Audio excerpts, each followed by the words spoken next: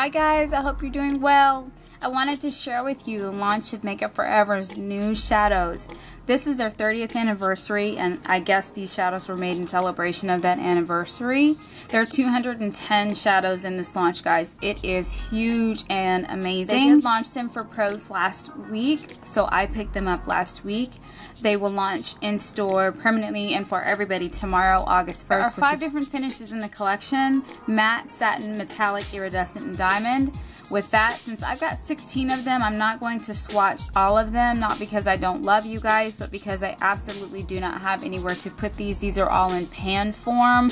They are not, you know, individual shadow form. So right now, I don't want to leave them all loose and kind of scattered amongst the masses until I get another pan, which I should have done at the time.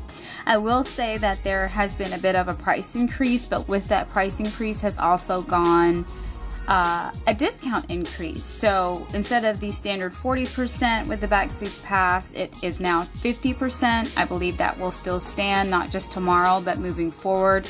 That's what I was told here in Dallas. These shadows in the pan form run for $21 a piece. In the standard eyeshadow individual plastic case form, they will be $24. Now, what I can say in the past is in the plastic form, if you bought individual shadows, like you just wanted to carry an individual shadow, they still were set up so that you could pop it out and put it in your pan. I don't know if they are still made like that. I would assume so. So if you're going to end up putting them in a palette anyway, just buy them in the palette form.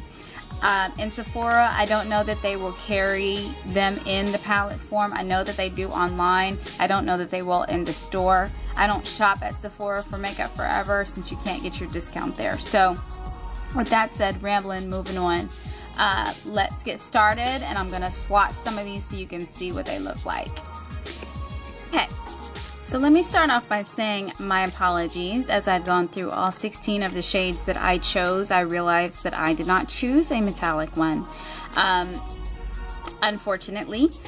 So what I did was decide to add one extra shadow, which I believe is a diamond shadow, just so that you guys can see some different finishes. So the first one that I have is D104. This is it. And it's a diamond shadow. So in most cases, the D stands for a diamond shadow, as you can see. Not all cases, you do have to actually read them or check online. There are some diamond shadows that actually start with a D, and some satin shadows that start with a D, as you'll see. So the next one is I736. That's obviously for iridescent. This one, C, is D236, and it is actually for satin. I don't know why. This one is M846. It is so tiny I can hardly see it, and obviously it is a matte shadow. And the following and final one, this is another diamond one. This is D316, and I thought it was just so pretty that I wanted to swatch it for you guys. Okay, so the first one we're going to swatch is D104.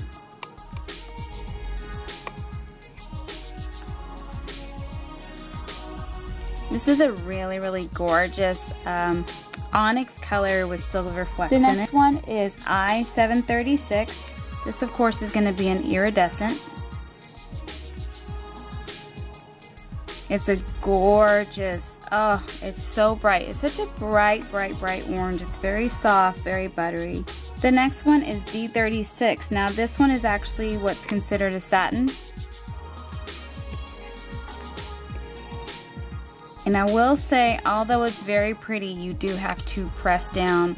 The payoff is really intense on screen, but you have to do a lot to get the color to pick up on the brush. This one is M846. This is a matte. Just one swipe, really, truly. That doesn't take much at all. And then the final one is D316, and this is also another diamond shadow. It is gorgeous. This was just so unique to me. So this is just some of my pre-existing Makeup Forever family, if you will. This is kind of why I had to be cautious about what I purchased in store, because I did want to find things that were not exactly identical. It's okay to have a few one-offs or something kind of close, but I really wanted to have some balance. I obviously have another shadow that looks just like this one, and just for the sake of the argument,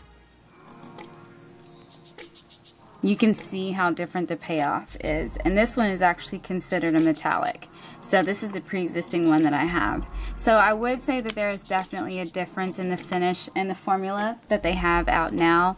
Also, for an identifying factor for the new ones, if you're looking for a metallic one, it should say ME, since I didn't have one to show you. They're comparable though. I still love Makeup Forever before and now. I will of course continue to carry these shadows since I got a whole host of different shadows, and I think they'll work and blend well together. I would encourage you to go swatch them. There is a lot. This is a huge collection in store. This is intense. I believe as a consumer, as an artist as well, it can be overwhelming. It can be frustrating sometimes when you have so many options. It can also be a lot of fun. So go in there and see if you can maybe just kind of find what you like. I do really like the new line. I think it's great. I like the old line. I think it's awesome. I mean, that's ridiculous, right?